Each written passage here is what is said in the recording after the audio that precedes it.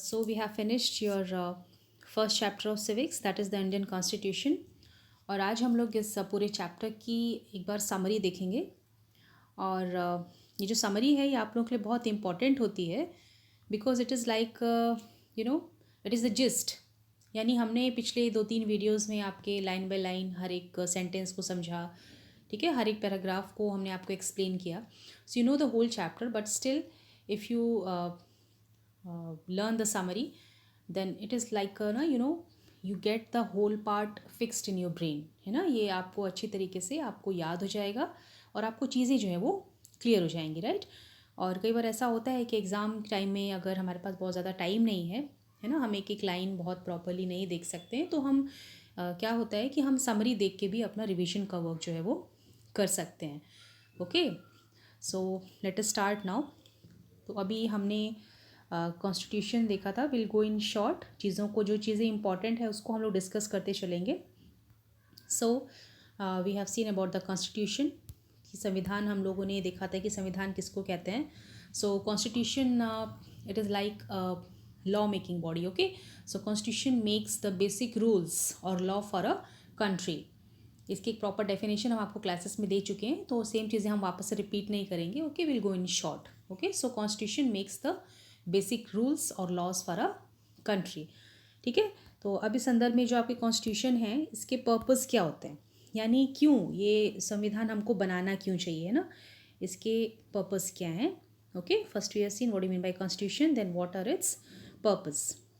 सो first purpose इसका, what is the first purpose is that हम ये संविधान के द्वारा इस चीज़ को डिसाइड करते हैं that how our society should be, यानी हमारा समाज, हमारा देश किस प्रकार का होना चाहिए, and what set of rules and principles we should have as a law that can be agreed upon as the basis of the way they want the country to be governed. Who are they here? The people. मतलब हम पहला purpose इसका ये है कि हम ऐसी समाज का निर्माण करें जैसा कि हम चाहते हैं, जिसमें कि हम रहना चाहते हैं, और जो इसके लिए हम रूल्स रेगुलेशंस बनाएं, नियम बनाएं, वो इस प्रकार के होने चाहिए कि उस देश में, उस टेरिटरी में जो भी रह रहे हैं उनको, उसको सबको स्वीकार हो, ठीक है। उसी के मातहत, उसी के अंडर में हमारी जो कंट्री जो है वो शासित हो, वो उसको जो है हमारा शासक जो उसको चलाए, ठीक है। तो ये आपका पहला पर्पज़ है किसका? कॉन्स्टिट्यूशन का, ठीक है। अब जो आपका दूसरा पर्पज़ है, ओके, सो सेकेंड पर्पज, अभी जैसे हमने पहला पर्पज़ देखा, what type of society we want, right. तो अभी जैसे हमने इसमें आपको नेपाल का एग्जांपल दिया था, है ना। तो नेपाल ने भी क्या किया भाई, पहले वो एक राजतंत्र में थे, एक राजा के अंडर में थे, लेकिन उनको अपना समाज ऐसा नहीं चाहिए था, ठीक है। उनको क्या चाहिए था? लोकतांत्रिक देश चाहिए था। तो उन्होंने डिसाइड किया आगे चल के कि भी हमारा समाज कैसा हो?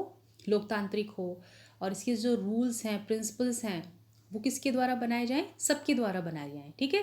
तो इसलिए जो है उन्होंने कॉन्स्टिट्यूशन को डिसाइड किया।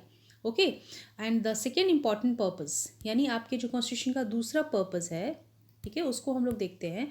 तो जो दूसरा पर्पज़ है वो ये होता है कि हम जो है देश की जो राजनीतिक व्यवस्था, उसके नेचर को डिसाइड करते हैं। Okay, constitution decides the nature of a countries political system, यानी आप कैसा राजनीतिक व्यवस्था चाह रहे हैं। आप एक मोनार्ची को चाहते हैं, एक तानाशाह को चाहते हैं, लोकतंत्र को चाहते हैं, प्रेसिडेंशियल सिस्टम चाहते हैं, मतलब आप लोग चाहते क्या हैं, ठीक है। तो इसमें जो आपने एग्जाम्पल देखा था नेपाल का, ठीक है, तो नेपाल जो कि 1990 तक उनके यहाँ क्या था? राजा का शासन था, ठीक है।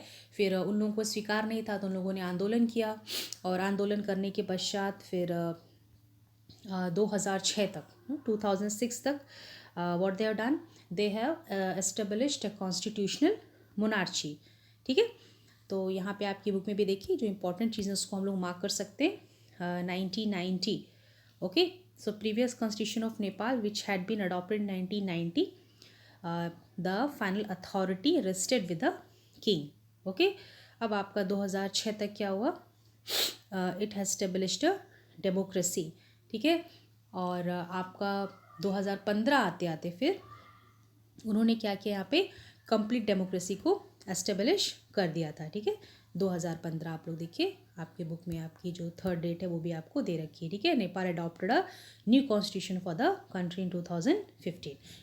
ओके, तो ये आपका जो है एक एग्जाम्पल है कंट्री का पॉलिटिकल सिस्टम, जो लोग जो है जिस प्रकार का चाहते हैं वो उनको कॉन्स्टिट्यूशन क्या करता है, प्रोवाइड करता है। ओके, तो अभी हमने देखा what do you mean by constitution, and we have seen its two purpose.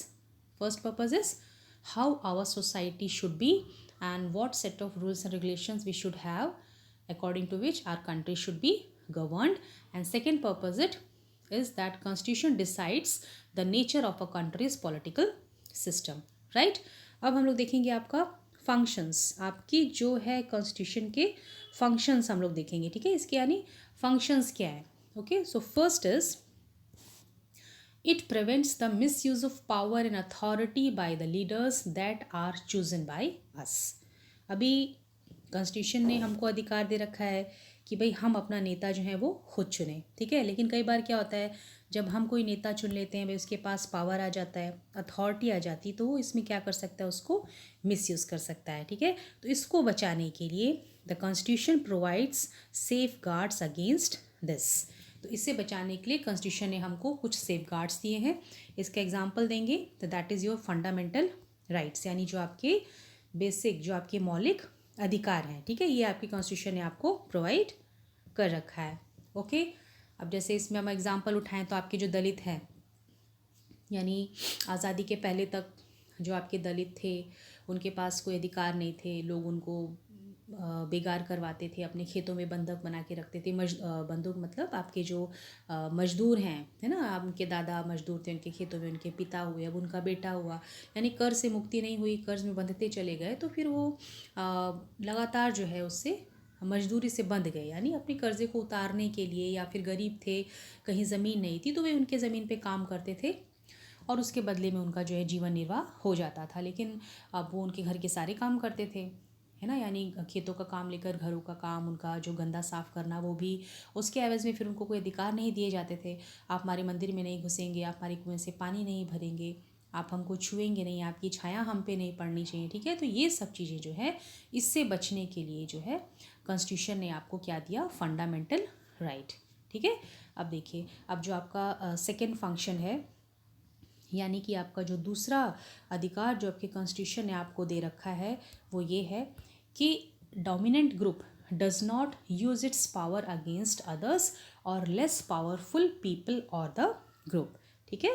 तो यहाँ पे जो आपका डोमिनेंट ग्रुप है वो अपनी शक्ति का इस्तेमाल अपने से कम शक्तिशाली लोगों पर या अपने से कम शक्तिशाली लोगों के समूह पर ना कर सके, ठीक है। तो इसके लिए आपके संविधान ने आपको जो है अधिकार दिए हुए हैं, that is to prevent the tyranny of the majority, ठीक है। मेजॉरिटी कहाँ बनती है भाई, जो लोग जहाँ पे कुछ संख्या में ज़्यादा होते हैं, भाषा के आधार पे, धर्म के आधार पे, जाति के आधार पे, या फिर पैसे के आधार पे, कभी भी जहाँ लोगों की मेजॉरिटी बन जाती, तो वहाँ पे वो क्या करते हैं, अपना शक्ति दिखाते हैं ना, कि भाई हम यहाँ के ऐसे लोग हैं जिनकी बात आपको माननी पड़ेगी। तो जो उनसे संख्या में कम पड़ते हैं या शक्ति में कम पड़ते हैं, उनको क्या करते हैं, वो दबाते हैं, उनके ऊपर अपनी मर्जी थोपते हैं, उनके अधिकारों का हनन करते हैं। तो इस संदर्भ में आपने क्या किया है, यहाँ पे दो टर्म्स आपने देखे हैं। So your first term is your inter community domination, okay, and next is your intra community domination. तो इंटर कम्युनिटी डोमिनेशन से आप क्या समझते हैं, this refer to one community dominating another, ठीक है। जहाँ पे कि एक समुदाय दूसरे समुदाय को क्या कर रहा है, उसके ऊपर अपनी शक्ति को प्रदर्शित करके उसको दबा रहा है। जैसे मान लो कोई देश है, भारत ही ले लीजिए, यहाँ पे हिंदुओं की जनसंख्या ज़्यादा है, हिंदू बाहुल्य देश है, तो भाई यहाँ पे क्या करे, भाई हिंदू समुदाय बोले कि जो बाकी दूसरे धर्मों के लोग हैं, अब वो हमसे संख्या में कम हैं, तो हम यहाँ पे आपको वो अधिकार नहीं देंगे जो अधिकार हमारे पास हैं, ठीक है। तो यहाँ पे धर्म विशेष के आधार पर भाई एक समुदाय ने दूसरे समुदाय को डोमिनेट किया। तो एग्जाम्पल हो गया आपका इंटर कम्युनिटी डोमिनेशन। और दूसरी तरफ जो आपका इंट्रा कम्युनिटी डोमिनेशन है, it means the members of one community dominating others with in the same community, यानी कम्युनिटी तो आपकी एक ही है, लेकिन आप अपने ही कम्युनिटी के लोगों को क्या कर रहे हैं, उनका शोषण कर रहे हैं। जैसे फिर हम हिंदू पे आ जाते हैं, वे हिंदू हैं, भाई आप हिंदू थे लेकिन आपने दूसरे धर्म के ऊपर, मान लीजिए मुस्लिम हैं, सिख हैं, ईसाई हैं, किसी के ऊपर आपने क्या किया कि भाई आपसे संख्या में कम है तो आपने क्या किया, उनको दबाया।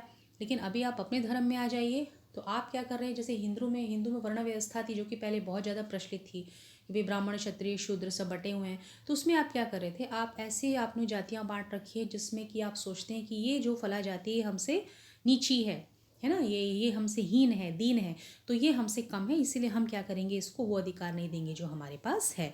तो आप क्या कर रहे हैं, अपनी ही कम्युनिटी में लोगों को क्या कर रहे हैं, डोमिनेट कर रहे हैं। ओके, तो ये हो गया आपका सेकेंड फंक्शन ऑफ कॉन्स्टिट्यूशन। ठीक है, अब आपका जो थर्ड फंक्शन है, दूसरा कारण कि जो कॉन्स्टिट्यूशन है ये क्या करता है, इट प्रोटेक्ट अस और it save us from our self. यानी ये हमको अपने आप से ही बचाता है कि कहीं हम अपने आप को ही कोई नुकसान ना पहुंचा लें। क्यों? क्योंकि भाई कॉन्स्टिट्यूशन ने आपको अधिकार दे दिए हैं, ठीक है। लेकिन कई बार क्या होता है कि हम जल्दबाजी में हम कुछ ऐसे डिसीजंस ले लेते हैं जो कि उस वक्त तो एग्जैक्ट मोमेंट पे हमको अच्छे लगेंगे, लेकिन आके लॉन्ग टर्म में जाके वो हमारे लिए बहुत ज़्यादा खतरनाक हो सकते हैं। सो we do not take any wrong decisions, the government, so the good constitution, it does not allow these whims माने एक सनक ना, एक अचानक से जो एक अचानक से लहर उठती है अंदर ना हमारी, किसी जैसे हमारा अगर अपने भाई बहनों के साथ आप लोग जब झगड़ा करते हैं, एक बहुत तेज़ आपको गुस्से में एक सनक आती है और आप ताड़ से अपने छोटे भाई या बहन को मार देते हैं, ठीक है, इसे कहते हैं विम्स। यानी एक अचानक से एक आपके ऊपर लहर आई, एक सनक चढ़ी, ठीक है। तो ऐसी सनक आपके ऊपर ना चढ़े तो इसको हम अलाउ नहीं करेंगे। कौन? Constitution. So good constitution does not allow these whims to change its basic structure. Okay, and you should not be able to easily throw or overthrow the provisions that guarantee the rights of citizens and protects their freedom।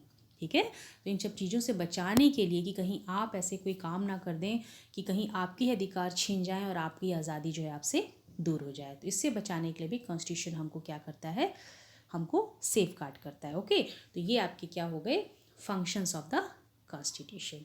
ठीक, अब हम लोग आगे चलते हैं, हम लोग देखेंगे आपके की फीचर्स क्या हैं। ठीक है, आपकी जो इम्पोर्टेंट चीज़ें हैं जो कि आपका एक बेस माना जाता है कॉन्स्टिट्यूशन का। ठीक है, तो अभी कॉन्स्टिट्यूशन क्यों बना, कैसे बना, ये सब तो हम लोग सब पढ़ चुके हैं, इसको हम लोग दोबारा एक बार से फिर से रिपीट नहीं करेंगे। Let us come to the main point.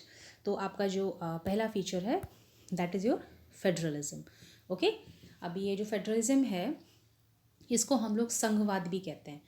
ठीक, संघवाद मतलब it is a system of government in which the same territory or same country is controlled by two level of government। ठीक है, यानी कोई एक ऐसा एरिया, ऐसा क्षेत्र जहाँ पे आपकी दो प्रकार की सरकारें जो हैं उस देश को चलाएंगी, उसे कहा जाता है संघवाद। ठीक है, तो अभी अपने देश के संदर्भ में हम फेडरलिज्म देखें तो यहाँ पे हमारे पास two level of government we have. Which are those two level of government? One government at the central level and another government at the state level। ठीक है, यानी हमारे सेंट्रल लेवल पे एक गवर्नमेंट पाई जाती है, एक आपकी स्टेट गवर्नमेंट लेवल पे पाई जाती है। तो हमने ऐसा क्यों किया भाई, क्या ज़रूरत पड़ी कि आप दो तरह की सरकारें बनाएं? देखिए क्या होता है कि जैसे हमारा जो देश है यहाँ पे हमारी जो पॉपुलेशन है बहुत ही डाइवर्स है। ठीक है ना, तरह तरह के भाषा के, धर्मों के, जाति के, संप्रदाय के, रिलीजन के लोग पाए जाते हैं। ठीक है, तो जब इतनी तरह के लोग आपके पास हैं, है ना, तो उनकी विचारधाराएं, उनकी वेशभूषा, उनकी पसंद नापसंद सब कुछ बहुत अलग है। ठीक है, और आपको सबको लेके चलना है साथ में, तो इसमें आपका फेडरलिज्म एक बहुत ही अहम रोल प्ले करता है। So this federalism it allows the state to be large and diverse and it prevents the tyranny form of government through the centralisation of power. मतलब कि इतने बड़े देश में अगर हम एक शक्ति बैठा देंगे, एक सरकार बैठा देंगे जहाँ पे कि पावर जाके, शक्ति जाके एक आदमी के हाथ में सेंट्रलाइज्ड हो जाएगी, ठीक है, वहाँ जाके एक आदमी के हाथ में पावर आ जाएगी, तो बहुत ज़्यादा पॉसिबिलिटी है कि वो उस पावर को क्या करेगा, मिसयूज़ करेगा, दूसरे लोगों को दबाएगा। जैसे भी हमने आपको एग्जांपल दिया कि हमारे देश में हिंदू, मुस्लिम, सिख, ईसाई हर प्रकार के लोग हैं। ठीक है, अब मान लीजिए हमारे यहाँ हिंदू बाहुल्य के लोग हैं, है ना। अब हमने कोई एक हिंदू व्यक्ति ही उठा के सिर्फ एक शासक बैठा दिया पूरे भारतवर्ष पे शासन करने के लिए, तो वो आगे चल के कुछ भी कर सकता है, क्योंकि आपके अंडर में बहुत से भाषा के लोग हैं, बहुत से धर्मों के लोग हैं। तो उसको प्रिवेंट करने के लिए हमने क्या किया, संघवाद बनाया, फेडरलिज्म बनाया। ओके, तो first is it prevents the misuse of power through the centralization of power in one hand, and second is it promotes the political participation। ठीक, promotes political participation का मतलब क्या होता है कि भाई इसमें क्या है कि जिस प्रकार से हमने अपना कॉन्स्टिट्यूशन बनाया, तो कॉन्स्टिट्यूशन जो अधिकार दिए उसमें जो है सभी लोगों को राजनीतिक स्तर पे भागीदारी का अधिकार है। यानी चाहे आप नेता चुनना चाहें या आप खुद अपने आप को बतौर नेता अपने देश के काम में लगाना चाहें, दोनों का अधिकार है आपको। ठीक है, तो इससे लोगों का जो भागीदारी है राजनीतिक क्षेत्र में वो जो है फेडरलिज्म क्या करता है, बढ़ाता है। इसमें सारे देश के लोग जो इसमें इन्वॉल्व हो सकते हैं। Okay, so we can say in short that federalism is based on the power sharing relations. ठीक है, जहाँ पे कि आपकी शक्ति जो है वो शेयर की जा रही है, आपस में मिल बांट के उसको चलाया जा रहा है। Okay, so it is shared or it is divided the power between the central and the state government. ठीक है ना, तो अभी संघवाद में क्या, जो मतलब हमारी जो एक पावर होती है, जो शक्ति बांटी जाती है, ठीक है, तो ये मुख्यतः जो है स्टेट गवर्नमेंट को और सेंट्रल गवर्नमेंट को अलग अलग प्रकार से बांटी जाती है। तो इसमें हमारे यहाँ 3 तरह की लिस्ट बनी है। ठीक है, पावर डिवीजन के आधार पे, पावर शेयरिंग के आधार, मतलब कैसे शक्तियाँ बांटी गई हैं, यानी स्टेट को अलग शक्ति दे दी गई, भाई आप इस विषय पे कानून बनाइए, और सेंटर के लिए अलग सब्जेक्ट दिया गया है। और कुछ और है, जैसे कि आपका यूनियन लिस्ट है, स्टेट लिस्ट है, कनकरेंट लिस्ट है। तो अगर हम यूनियन लिस्ट की बात करें, सो union list consist of the subjects of the national importance. ठीक है, तो ये जो यूनियन लिस्ट है ये सेंट्रल गवर्नमेंट के लिए होती है, यानी ऐसे विषय जो कि राष्ट्रीय स्तर पे बहुत ज़्यादा ज़रूरी होते हैं। ठीक है, तो ये अब ऐसे सब्जेक्ट्स अगर हम उठाएं, तो जैसे आपका हो गया डिफेंस ऑफ अ कंट्री, फिर foreign affairs, communication, currency, banking. ठीक है, तो ये सारे जो विषय हैं, सब्जेक्ट हैं, इसके ऊपर only the central government alone have the power to make laws. ठीक है, यानी ये जो विषय है इस पे मात्र सेंट्रल गवर्नमेंट को पावर होगी कि वो कानून जो है वो बना पाए। ठीक है, और इसके बाद फिर है आपका state list. So state list consist of दो सब्जेक्ट्स ऑफ द स्टेट और द लोकल इम्पॉर्टेंस, यानी जो उस विशेष राज्य या फिर उसके कुछ स्थानीय इम्पोर्टेंस की चीज़ें होंगी उस पर वो खुद कानून बना सकता है। जैसे आपका पुलिस है, ट्रेड है, कॉमर्स है, एग्रीकल्चर है, इरिगेशन है। ठीक है, तो ये सारी चीज़ों पे मात्र स्टेट खुद अपना कानून अलग से बना सकता है, इसमें आके सेंटर आपका इंटरफियरेंस नहीं करेगा। ओके, फिर एक आपकी कंकरेंट लिस्ट भी बनाई गई। कंकरेंट लिस्ट मतलब कुछ ऐसे विषय जो कि स्टेट और सेंट्रल दोनों ही गवर्नमेंट के लिए बराबर के इंटरेस्ट के थे, दोनों के लिए इंपॉर्टेंट हैं। ठीक है, like your education, marriage, trade union, forest. Okay, so these are the subjects which are include in the concurrence list. तो इस सब्जेक्ट पे both state and the centre can make laws. ठीक है, तो ये है आपका फेडरलिज्म। थोड़ी सी चीज़ें मैंने आपको आगे बढ़ के बता दी, लेकिन आपके लिए जाना ज़रूरी है, क्योंकि आगे चल के आपको आखिर पढ़ना ही है, तो थोड़ा सा आप लोग इस चीज़ की एक्स्ट्रा नॉलेज रखिए। Right, so that was your first feature of your constitution. Right, and now second thing हम लोग देखेंगे, आपका जो सेकेंड फीचर है वो है आपका पार्लियामेंट्री फॉर्म ऑफ गवर्नमेंट। अब ये पार्लियामेंट्री फॉर्म ऑफ गवर्नमेंट जो है इसको हम लोग संसदीय प्रणाली भी कहते हैं। संसदीय प्रणाली के अलावा हम इसको प्रजातंत्र भी कह सकते हैं। ठीक है, प्रजातंत्र जैसे नाम से आपको पता लग रहा होगा, किसका तंत्र, प्रजा का तंत्र, है ना, जहाँ पे कि लोगों का शासन है, लोगों की प्रणाली है। ओके, तो ये क्या है, अब जैसे पार्लियामेंट्री फॉर्म ऑफ गवर्नमेंट है, it is based on the universal adult suffrage. अब ये what do you mean bye universal adult suffrage? It means that all citizens who are of 18 years and above, they can vote, they can freely vote irrespective of their caste, education, religion, color, race और economic condition। मतलब आप जिस देश के नागरिक हैं, नागरिक होने के नाते आपकी उम्र 18 साल या उससे ऊपर है, तो आप चाहे किसी भी जाति के हों, किसी भी धर्म के हों, आप पढ़े लिखे हैं या नहीं हैं, ज़्यादा पढ़े लिखे हैं, कम पढ़े लिखे हैं, आपका स्किन कलर क्या है, आप किस जाति से बिलोंग कर रहे हैं, आप अमीर हैं, गरीब हैं, आप कोई भी हैं, ठीक है। कंडीशन क्या है, आपकी जो उम्र है 18 साल और उससे ऊपर होनी चाहिए, तो आप जो है आराम से फ्रीली वोट कर सकते हैं, आप अपना नेता खुद चुन सकते हैं। ओके, तो ये है आपका बेस, एक आधार जिसके ऊपर आपका पार्लियामेंट्री फॉर्म ऑफ गवर्नमेंट जो है वो बनाया गया है। So every group is represented in the legislature, that is the parliamentary system. Okay, तो ये इसकी खासियत है, पार्लियामेंट्री फॉर्म ऑफ गवर्नमेंट की क्या विशेषता है कि it accommodates all the form of people, means all the various groupings, and it also represents the interest and the desires of the numerous groups. Okay, and it also जैसे ये एक बहुत बड़ा प्लेटफॉर्म आपको प्रोवाइड करता है ना राजनीतिक स्तर पे, तो जो भी लोगों की मतलब लोगों की मंशा है या जो भी उनके मतलब की चीज़ें हैं, वो उसको एक बहुत बड़े प्लेटफॉर्म पे जो डिस्कशन का एक मौका देता है। ओके, और अगर कोई रूलिंग पार्टी है, उसने जो है इलेक्शन से पहले कुछ प्रोमिसेस वगैरह किए हैं कि भाई हम आपके लिए ये कर देंगे, हम आपके लिए वो कर देंगे, और आपने अगर ऐसा नहीं किया तो उसके बारे में भी प्रावधान है।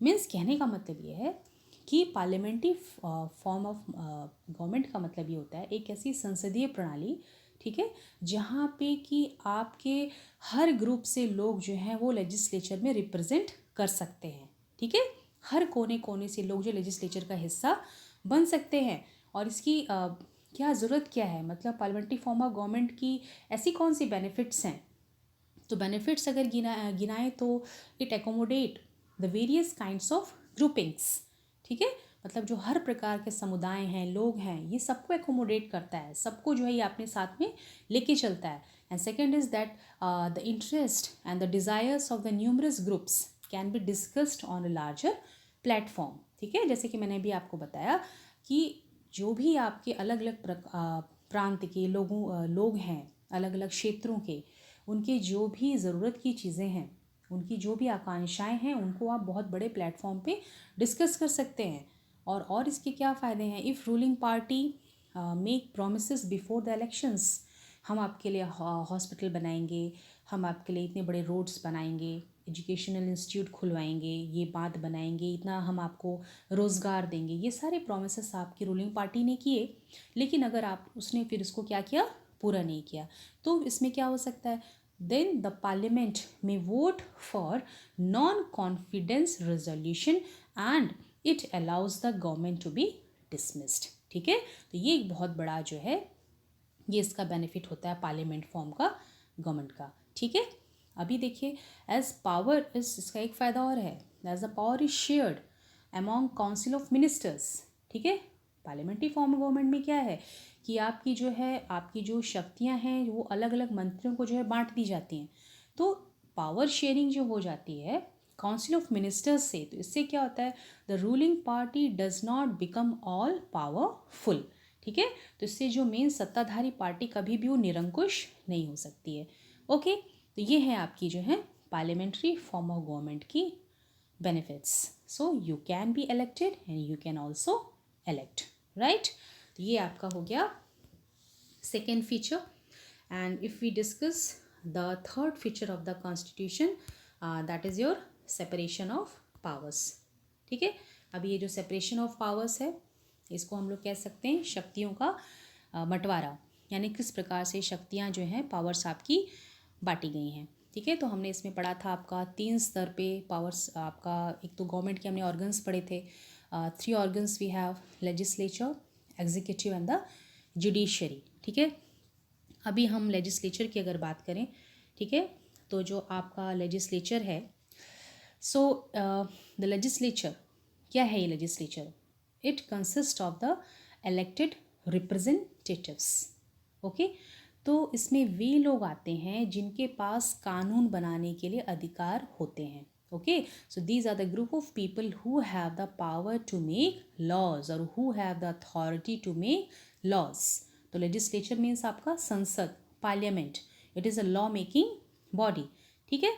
अब ये लेजिस्लेचर जो कानून बनाएगी, तो इसके बाद कौन आता है? एग्जीक्यूटिव। एग्जीक्यूटिव मतलब executive are the smaller group of people who are responsible for implementing the laws and running the government, या आप कह सकते हैं these are the administrative head of the government. Okay, तो इसमें कौन आता है? इसमें आपके प्राइम मिनिस्टर हैं, चीफ मिनिस्टर हैं, प्रेसिडेंट हैं, गवर्नर हैं, ठीक है। तो ये सब जो हैं ये सब एग्जीक्यूटिव पार्ट माने जाते हैं। So these executives depend on the power the legislature grants it, ठीक है। देखिए इसमें पावर डिवाइड की लेकिन डिपेंडेंसी दिखा रखी है आपको, ठीक है। लेजिस्लेचर ने कानून बनाया तो वो कानून इम्प्लीमेंट करेगा आपका एग्जीक्यूटिव, और एग्जीक्यूटिव जो है टोटली लेजिस्लेचर पे डिपेंड करता है, क्योंकि उसको पावर किसने दी है? लेजिस्लेचर ने दी है, ठीक। अब उसके बाद आ जाती है आपकी जुडिशरी। अब जुडिशरी क्या है? इसको हम कह सकते हैं it is a watch dog of the democracy, ठीक है। वॉच डॉग का मतलब होता है जो आपकी रखवाली करता है किसकी? डेमोक्रेसी की। Okay, so judiciary can also be called as watchdog of the democracy. तो भाई इसमें कौन कौन सी चीज़ें आती हैं? भाई इसका हिस्सा है आपका supreme court, high court, then your district court and then the subordinate court, ठीक है। ये सारी जो आपकी अदालतें हैं, कोर्ट्स हैं, ये सब आपका जुडिशरी का हिस्सा हैं। ओके, अब जुडिशरी के फ़ायदे क्या होते हैं? भाई ये आपका जो है कोई किसी प्रकार से अगर शक्ति का दुरुपयोग करता है, ठीक है, तो वो उसके लिए क्या करती है? पनिशमेंट निर्धारित करती है। ओके, अब ये जो हम सेपरेशन ऑफ पावर, यानी हमने जो शक्तियों का बंटवारा किया उससे हमने मतलब इसको किया क्यों? क्या फ़ायदे हैं सेपरेशन ऑफ पावर से? पहला फ़ायदा क्या है? It prevents the abuse of power, ठीक है, यानी शक्ति का दुरुपयोग करने से बचाता है। Next is your independence of power is maintained, मतलब हर कोई अपनी अपनी पावर को अपने तरीके से चला रहा है, ठीक है। And next is your it prevents the conflict, यानी झगड़ों को होने से बचाता है, ठीक है। आपस में कोई कन्फ्यूजन नहीं रहती, लोग अपना अपना काम अपने अपने स्तर पे करते हैं, ठीक है। तो ये हो गई आपकी तीसरा फीचर हो गया। अब इसी में देखिए इसमें अब आपने इसमें देखा था कि स्टेट और आपके ये देखिए एक स्टेट और एक आपका गवर्नमेंट, इसके वर्ड में जो है आपको थोड़ा सा एक जो फ़र्क है उसको समझाया गया है कि स्टेट जो होता है this state it refers to a political institution that represents a sovereign people who occupy definite territory, ठीक है। तो स्टेट क्या है? स्टेट की डेफिनेशन दे रखी है आपको, उसका मतलब ये होता है कि ये एक ऐसी राजनीतिक समिति है, ठीक है, जहाँ पे कि ऐसे लोग रहते हैं जो कि सोवेरीन हैं। सोवेरीन का मतलब क्या होता है? सोवेरीन यानी जहाँ पे कि बाहर से कोई आके उनके ऊपर उन पे शासन नहीं कर रहा है, वो अपनी शासन व्यवस्था खुद चला रहे हैं, उसे कहा जाता है सोवेरीन। तो स्टेट यानी एक ऐसी जगह या फिर एक ऐसी राजनीतिक व्यवस्था जहाँ पे कि सोवेरीन लोग रहते हैं और जो कि एक डेफिनेट टेरिटरी को ऑक्यूपाई करते हैं, यानी क्या है वहाँ पे उन लोगों का अधिकार है, ठीक है।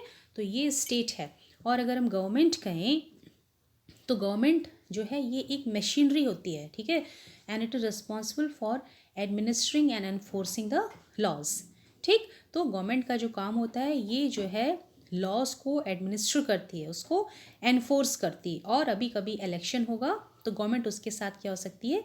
चेंज हो सकती है। ओके, तो ये आपको थोड़ा सा जो है यहाँ पे डिफरेंस बताने के लिए आपको चीज़ें क्लियर कर रखी हैं, ठीक है। अभी आपका जो नेक्स्ट की फीचर है वो है आपका फंडामेंटल राइट्स। देखिए आपके जो है मूल अधिकार हैं, तो ये आपको क्यों दिए जाते हैं? It protects the freedom of citizens against any arbitrary power of state. Okay, यानी अगर कोई आपका स्टेट है यानी कोई शासक है वहाँ पे और वो आपके अधिकारों का हनन करना चाहे तो उससे बचाने के लिए आपको मूल अधिकार दे रखे हैं। And it also prevents the establishment of authoritarian और the dictatorial rule in the country, और ये आपके देश में किसी तानाशाह किसी निरंकुश राजा के शासन व्यवस्था को बनने से भी रोकती है। इसलिए आपको फंडामेंटल अधिकार जो हैं वो दिए गए हैं। जैसे हम बात करें इसमें, जैसे आपकी कॉन्स्टिट्यूशन ने अनटचेबिलिटी को एबॉलिश कर दिया है, ठीक है, इसके अंतर्गत उन लोगों ने बेगार को एबॉलिश कर दिया है। तो इसमें क्या है? इसमें दो तरीके से स्टेट आपको चेक कर रही है, ठीक है। पहले तो चेक कर रही है स्टेट को, क्यों? क्योंकि भाई छुआछूत को इसने अब एक क्राइम मान लिया है कि भाई पनिशेबल ऑफेंस है, तो यहाँ पे स्टेट को चेक कर रही है कि भाई स्टेट इसको फॉलो तो नहीं कर रहा। और दूसरा बेगार, बेगार इसमें किसको चेक कर रही है, इंडिविजुअल को चेक कर रही है, क्योंकि ये कौन करता है, एक व्यक्ति विशेष करता है, जहाँ पे किसी से मुफ्त में वो काम लेता है, उसका शोषण करता है। ठीक है, तो ये है आपका फंडामेंटल राइट्स। और फंडामेंटल राइट्स में ही फिर इन लोगों ने बात कर रखी है आपका directive principles of state policy. ठीक है, अभी जो directive principles of state policy है, what it do actually, it ensures that the state shall promote the welfare of people, means it has been given guidelines, यानी आपका जो state policy है उसमें जो है स्टेट को गाइडलाइंस दिए जाते हैं ताकि वो लोगों के कल्याण के लिए काम करें। Okay, so it may be your social order, maintenance of social order. ठीक है भाई, लोगों की जो सामाजिक व्यवस्था है उसको बना के रखना, और द इकोनॉमिक और political area also. Okay, like your आपका कोई भी आर्थिक स्थिति है या फिर राजनीतिक व्यवस्था है उसको बना के रखना। ठीक है, तो ये जो directive principles of state policy में आपके काउंट होते हैं। इसका एग्जांपल अगर हम ले लें, so what are the ways, okay, ऐसे कौन से तरीके हैं जिससे कि आपकी जो स्टेट पॉलिसी, जो स्टेट है वो आपके डायरेक्टिव प्रिंसिपल्स को कैरी ऑन करती है। Like it works for the protection of monuments or the places or the objects of the historical and the artistic interest.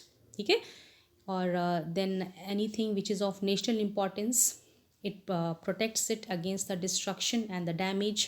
okay, और इसका काम क्या है, it reduces the poverty, it works for the people. तो ये चीज़ें हैं जो आपके directive principles of state policy में काउंट होती हैं। ठीक है, अब आपके जो आखिरी एक फीचर रह गया है वो है आपका secularism. So what do you mean bye secularism? So secularism is nothing but it means that a secular state, ठीक है, यहाँ पे एक ऐसा state in which the state does not officially promote any one religion as the state religion. यानी आपको पता है कि आपके भारत में बहुत सारे धर्म पाए जाते हैं। ठीक है, तो यहाँ पे किसी एक विशेष धर्म को जो है ऑफिशियली एक मेन रिलीजन डिक्लेयर करने का अधिकार नहीं है, यानी सब अपने अपने धर्मों का अपने हिसाब से पालन कर सकते हैं, उसके विकास के लिए काम कर सकते हैं, एजुकेशनल इंस्टीट्यूट स्थापित कर सकते हैं। ओके, तो ये आपका सेक्युलरिज्म है, जहाँ पे कोई किसी को धर्म के आधार पे उसका शोषण ना कर सके। ओके, तो अभी ये आपने देखा सेक्युलरिज्म है, और ये चीज़ें जो है आपकी ये फंडामेंटल राइट्स में काउंट होती हैं। ठीक, तो इसको हम लोग डिस्कस कर चुके हैं। So first is your right to equality. Okay, so here we have seen that all persons are equal before the law. ठीक, यानी कानून की नज़र में सब बराबर हैं। ओके, मतलब सभी लोगों को जो आपकी कंट्री के कानून है वो उसको प्रोटेक्ट करेगा। And no citizen shall be discriminated against on the basis of their religion, caste or sex. ठीक है, and every person has access to all the public places, nobody can be denied to any place, यानी जिसको जहाँ मन करे वो कहीं भी जा सकता है, घूम सकता है, फिर सकता है। और जो स्टेट है, it can not discriminate against any one in matters of employment, यानी आपकी जो रोज़गार है उसके मामले में स्टेट जो है शोषण नहीं कर सकता कि आप इस धर्म के हैं तो हम आपको रोज़गार देंगे, इस धर्म के तो हम आपको रोज़गार नहीं देंगे। ठीक है, तो ये है आपका right to equality. The next you have the right to freedom. In the right to freedom we have the right of speech, the expression, the right to form associations, and right to move freely and reside in any part of the country and practice any profession, occupation or the business. ठीक है, हम किसी भी मुद्दे पे बोल सकते हैं, हमको अगर लगता है कुछ अनजस्ट हुआ है, कुछ गलत हुआ है तो उसके खिलाफ आवाज़ उठा सकते हैं, संघ बना सकते हैं, समुदाय बना सकते हैं, ताकि हमारे लोगों के अधिकारों का हनन ना हो। हम देश के किसी भी पार्ट में जाके घूम सकते हैं, वहाँ पे सेटल हो सकते हैं। ठीक, हम कोई भी रोज़गार कर सकते हैं, हम कोई भी बिज़नेस रन कर सकते हैं। ठीक है, इसका हमको पूरा अधिकार है, इसको कोई हमसे छीन नहीं सकता है। Then next you have your right against exploitation.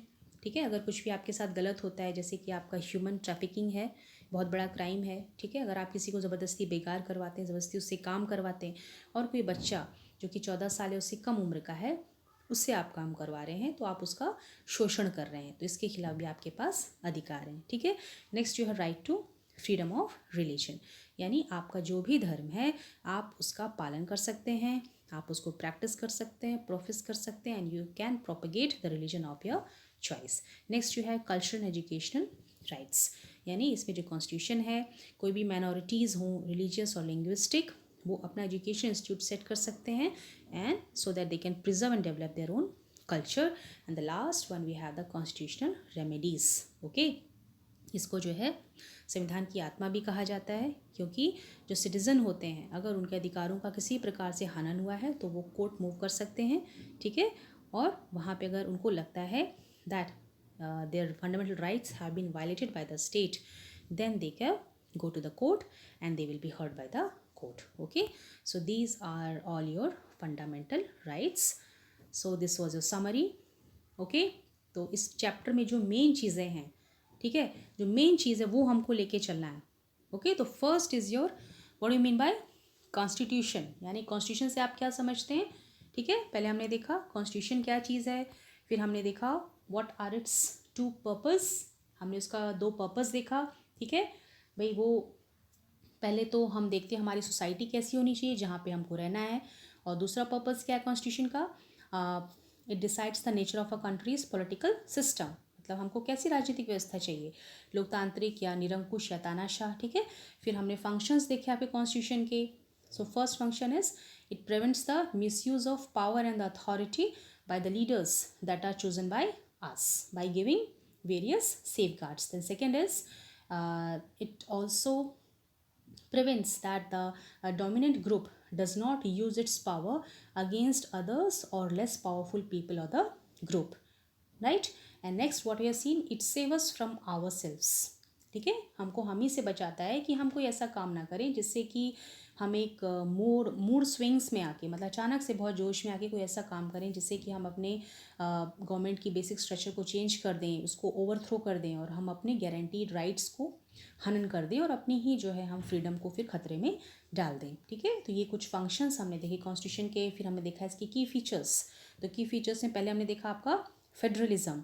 So federalism means a system of government in which the same territory is controlled by the 2 level of government. Okay, and next feature what we have seen here, parliamentary form of government.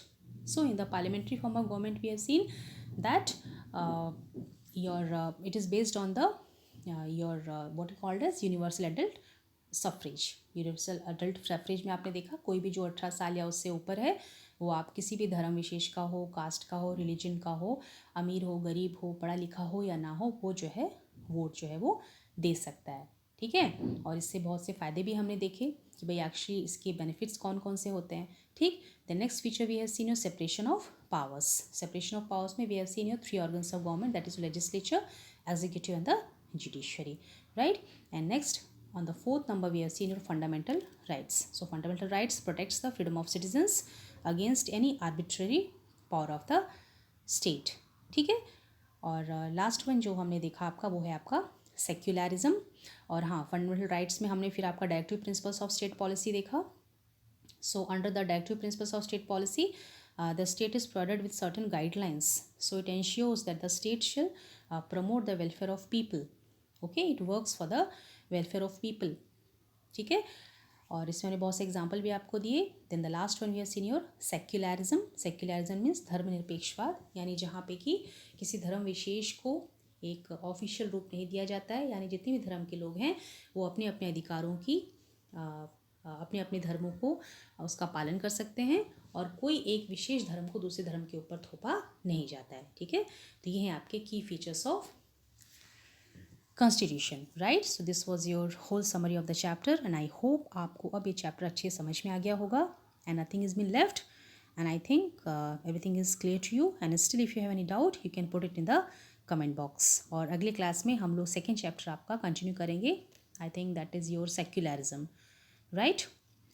तो अब अगली class तक आप लोग इसको पढ़िए, notes बनाइए and till that time see you, bye bye.